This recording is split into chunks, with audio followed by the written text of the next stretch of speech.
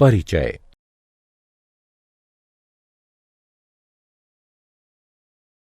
छात्रों, क्या आप बता सकते हैं कि यह कौन सा समीकरण है? यह एक रैखिक समीकरण है सर।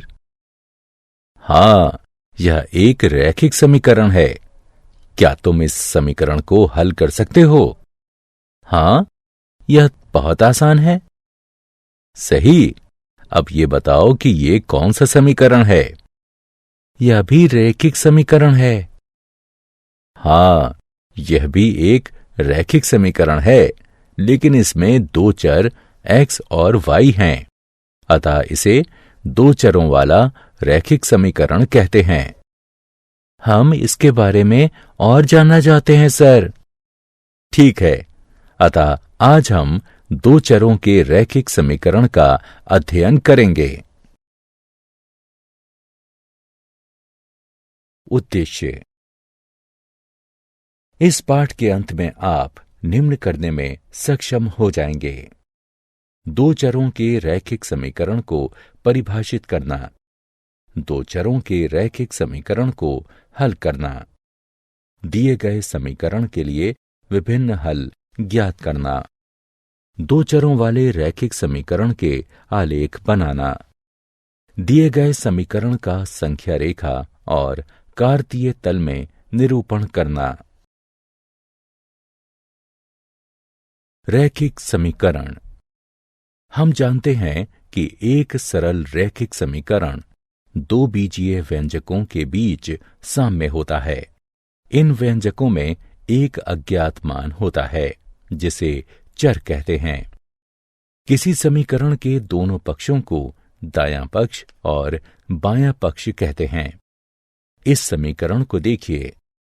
इस समीकरण का हल या मूल है ऋण 5/2। आइए देखें कि यह संख्या रेखा पर कहां निरूपित होता है। ये यहां है। किसी रैखिक समीकरण को हल करने के लिए बिंदु। किसी समीकरण को हल करते समय आपको इन बिंदुओं को ध्यान में रखना चाहिए। किसी रैखिक समीकरण का हल प्रभावित नहीं होता जब समीकरण के दोनों पक्षों में समान संख्या जोड़ी या घटाई जाए। आप समीकरण के दोनों पक्षों में समान गैर शून्य संख्या से गुणन या विभाजन करें। दो चरों वाले रैखिक समीकरण। किसी रैखिक समीकरण में एक से ज्यादा चर हो सकते हैं। यहां हम दो चरों वाले रैखिक समीकरण के बारे में अध्ययन करेंगे। आइए एक उदाहरण लें। राहुल ने हिंदी और अंग्रेजी में कुल मिलाकर 75 अंक प्राप्त किए। अब इस सूचना को हम किस प्रकार समीकरण के रूप में व्यक्त कर सकते हैं? यहां आप देख सकते हैं कि किसी भी विषय का अंक नहीं ज्ञात है, जो कि दो अज्ञात मान मात्राएं हैं। आइए इन्हें व्यक्त करने के लिए x और y का प्रयोग करें। अतः हिंदी में प्राप्त अंक x है और अंग्रेजी में प्राप्त अंक y है। इसलिए x जमा y बराबर 75 वांछित समीकरण है। यह दो चरों वाले रैखिक समीकरण का उदाहरण है।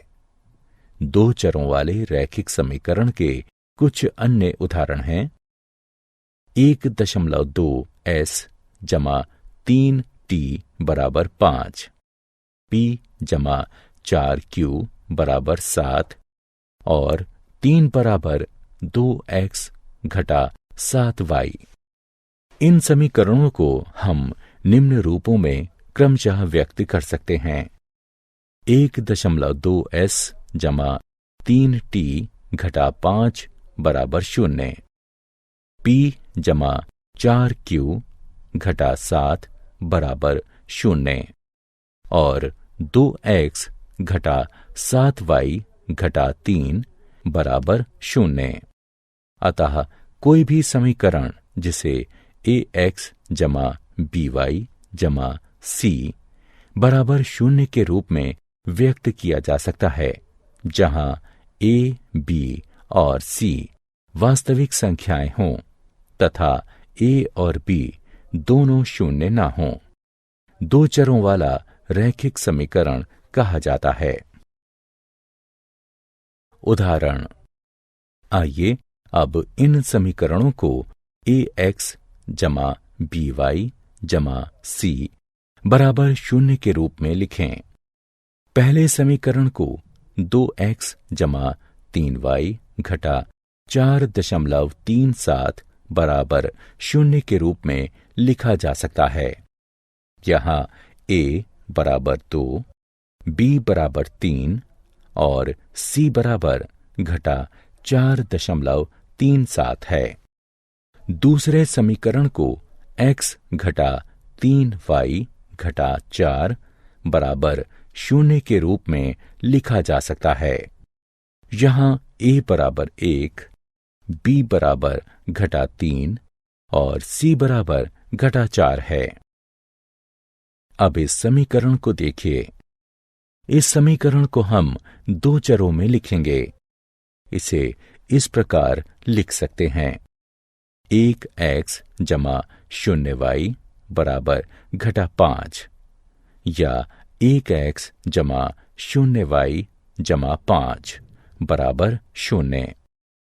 इसी प्रकार समीकरण y बराबर 2 को 0x जमा 1y बराबर 2 या 0x जमा 1y घटा 2 बराबर 0 के रूप में लिखा जा सकता है। रैखिक समीकरण का हल। हम जानते हैं कि एक चर वाले रैखिक समीकरण का एक अद्वितीय हल होता है, लेकिन दो चरों वाले रैखिक समीकरण के कितने हल होते हैं? क्योंकि समीकरण में दो चर हैं, इसलिए इसके हल में दो मानों का युग्म होगा, एक x के लिए और दूसरा y के लिए, जो समीकरण को संतुष्ट करेंगे। आइए समीकरण 2x जमा 3y बराबर 12 को लें। यहाँ x बराबर 3 और y बराबर 2 हल है, क्योंकि जब आप उपरोक्त समीकरण में x बराबर 3 और y बराबर 2 रखते हैं तो आप उत्तर में 12 प्राप्त करते हैं। इस हल को 3, 2 के रूप में भी लिख सकते हैं, क्योंकि यहाँ x का मान 3 है और y का मान 2 है। इसी प्रकार 0, 4 भी इस समीकरण के लिए एक हल है, क्योंकि जब आप समीकरण में x बराबर 0 और y बराबर 4 रखते हैं तो आप उत्तर के रूप में 12 प्राप्त करते हैं। हमने इस समीकरण के लिए कम से कम 2 हल प्राप्त कर लिए हैं। क्या हम और हल प्राप्त कर सकते हैं? क्या 6 शून्य भी इसी समीकरण का हल है? जी हां, 6 शून्य भी इसी समीकरण का हल है, क्योंकि जब हम समीकरण में x बराबर 6 और y बराबर 0 रखते हैं तो हमें उत्तर के रूप में 12 प्राप्त होता है। इसी प्रकार इस एक समीकरण के लिए अन्य कई हल प्राप्त किए जा सकते हैं और दो चरों वाले रैखिक समीकरण के विभिन्न हलों का कोई अंत नहीं है। इसलिए हम कह सकते हैं कि दो चरों वाले रैखिक समीकरण के अपरिमित रूप से अनेक हल होते हैं।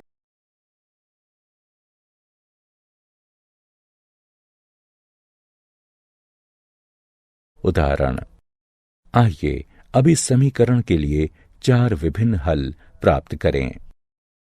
समीकरण को देखकर हम कह सकते हैं कि x बराबर 2, y बराबर 2 एक हल है, क्योंकि x बराबर 2, y बराबर 2 मान रखने पर हमें उत्तर में 6 प्राप्त होता है। आइए अब x बराबर 0 चुनें। x के इस मान के साथ दिया गया समीकरण 2y बराबर 6 हो जाता है और y बराबर 3 मान रखने पर हमें उत्तर में 6 प्राप्त होता है। इसी प्रकार y बराबर 0 लेने पर दिया गया समीकरण x बराबर 6 हो जाता है।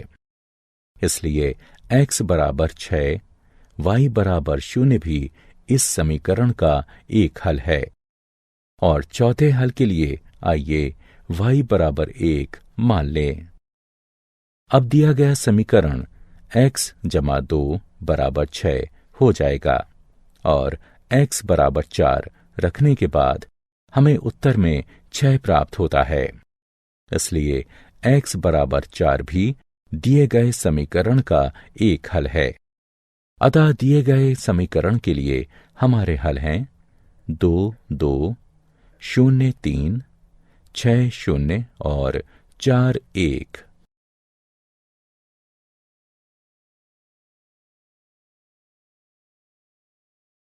दो चरों वाले रैखिक समीकरण का आलेख। आइए अब दो चरों वाले रैखिक समीकरण के ज्यामितीय निरूपण को देखें। इस सारणी को देखें। इस दिए गए समीकरण का हल इस सारणी के रूप में दिया गया है। ये x के मान हैं और ये y के मान हैं। आइए अब इन बिंदुओं को आलेख कागज यानी ग्राफ पेपर पर आलेखित करें। आइए पहले x बराबर 0 और y बराबर 3 मान लें। यह वह बिंदु है जिसे हमने प्राप्त किया है। इसी प्रकार इन मानों को प्रयोग करते हुए आलेख में अन्य बिंदुओं को चिन्हित कीजिए। अब इनमें से किन्हीं दो बिंदुओं को मिला दीजिए और एक रेखा प्राप्त कीजिए। आइए 0, 3 और 4, 1 को मिलाएं। इसे रेखा AB कहेंगे। हम देख सकते हैं कि दो अन्य बिंदु 2, 2 और 6, 0 भी इसी रेखा AB पर स्थित हैं। अब इस रेखा पर एक अन्य बिंदु लीजिए। आइए बिंदु 8 घटा 1 लें। क्या ये इस समीकरण का एक हल है? जी हाँ, ये एक हल है, क्योंकि x बराबर 8 और y बराबर घटा 1 मान रखने पर हमें उत्तर में 6 प्राप्त होता है। इसलिए 8 घटा 1 एक हल है। दो चरों वाले रैखिक समीकरण का आलेख 2। हमने अपनी पिछली स्क्रीन में क्या देखा? हमने देखा कि प्रत्येक बिंदु जिसके निर्देशांक दिए गए समीकरण को संतुष्ट करते हैं, वह रेखा AB पर स्थित है। रेखा AB पर स्थित प्रत्येक बिंदु इस समीकरण का हल है। अतः हम यह निष्कर्ष निकाल सकते हैं कि रेखा पर स्थित प्रत्येक बिंदु रेखा के समीकरण को संतुष्ट करता है और समीकरण का प्रत्येक हल रेखा पर स्थित एक बिंदु होता है। इसे रैखिक समीकरण का आलेख कहते हैं। अतः दो चरों वाले रैखिक समीकरण का आलेख प्राप्त करने के लिए दो हलों के संगत दो बिंदु आलेखित करना और उन्हें एक रेखा से मिला देना पर्याप्त होता है। उदाहरण। आइए अब एक उदाहरण देखें। बिंदु 1, 2 को लें। अब हम उस रेखा का समीकरण ज्ञात करेंगे जिस पर यह बिंदु स्थित है। क्योंकि 1, 2 रैखिक समीकरण का हल है, इसलिए हम 1, 2 से होकर जाने वाली कोई भी रेखा को प्राप्त करेंगे। ऐसे रैखिक समीकरण का एक उदाहरण x जमा y बराबर 3 है, क्योंकि जब हम x बराबर 1 और y बराबर 2 मान रखते हैं तो हमें उत्तर में 3 प्राप्त होता है। अन्य उदाहरण है y घटा x बराबर 1, y बराबर 2x। वस्तुतः ऐसे अपरिमित रूप से अनेक रैखिक समीकरण हैं जो बिंदु 1, 2 के निर्देशांकों से संतुष्ट हो जाते हैं।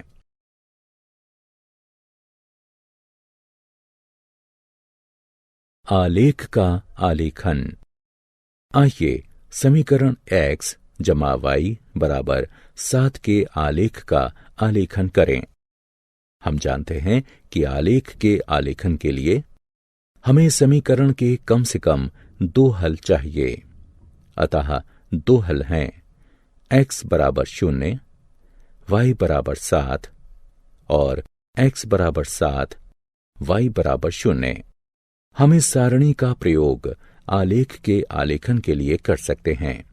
ये x के मान हैं और ये y के मान हैं। x बराबर 0 और y बराबर 7 मान के लिए बिंदु ये हैं और x बराबर 7 और y बराबर 0 मान के लिए बिंदु ये हैं। अब इन दोनों बिंदुओं को मिला दीजिए। यह दिए गए समीकरण का वांछित आलेख है।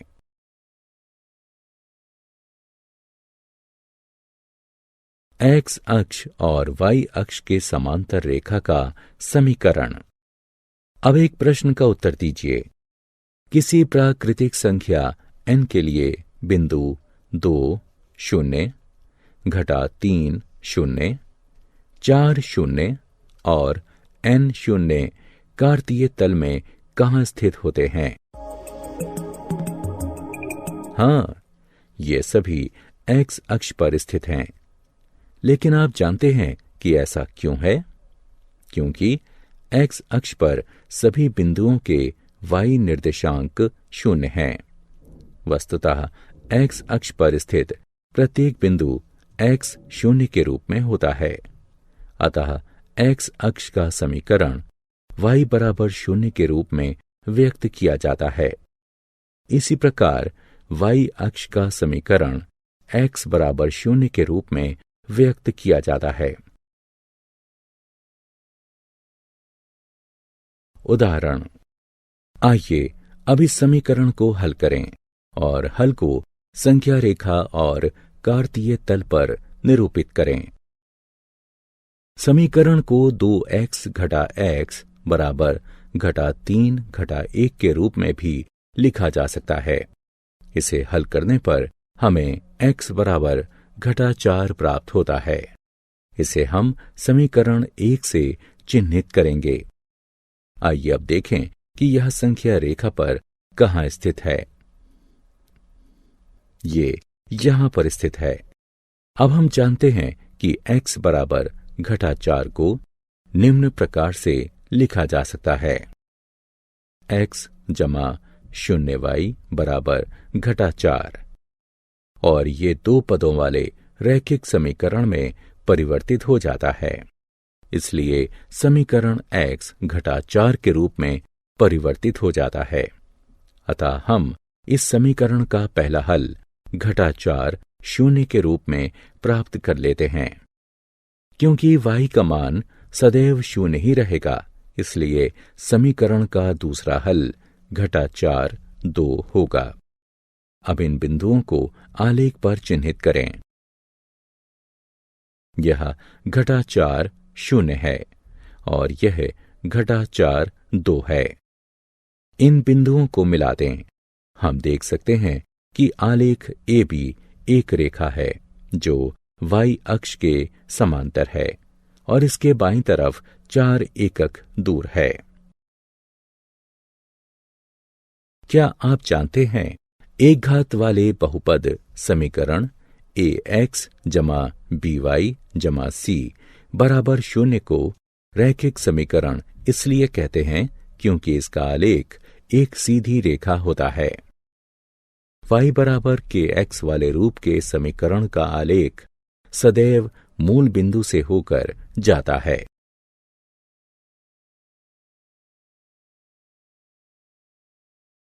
सारांश। आइए हमने जो कुछ सीखा है उसे संक्षेप में दोहराएं। कोई भी समीकरण जिसे ax जमा by जमा c बराबर 0 के रूप में व्यक्त किया जा सकता है, जहां a, b और c वास्तविक संख्याएं हों तथा a और b दोनों 0 न हों, 2 चरों वाला रैखिक समीकरण कहा जाता है। 2 चरों वाले रैखिक समीकरण के अपरिमित रूप से अनेक हल होते हैं। 2 चरों वाले प्रत्येक रैखिक समीकरण का आलेख एक सीधी रेखा होता है। एक्स अक्ष का समीकरण y बराबर 0 होता है और y अक्ष का समीकरण x बराबर 0 होता है। x बराबर a का आलेख एक सीधी रेखा होता है जो y अक्ष के समांतर होती है। y बराबर a का आलेख एक सीधी रेखा होता है जो x अक्ष के समांतर होती है। y बराबर mx वाले रूप का समीकरण एक रेखा को प्रदर्शित करता है जो सदैव मूल बिंदु से होकर गुजरती है। दो चरों के रैखिक समीकरण के आलेख पर स्थित प्रत्येक बिंदु रैखिक समीकरण का हल होता है। साथ ही रैखिक समीकरण का प्रत्येक हल रैखिक समीकरण के आलेख पर स्थित एक बिंदु होता है।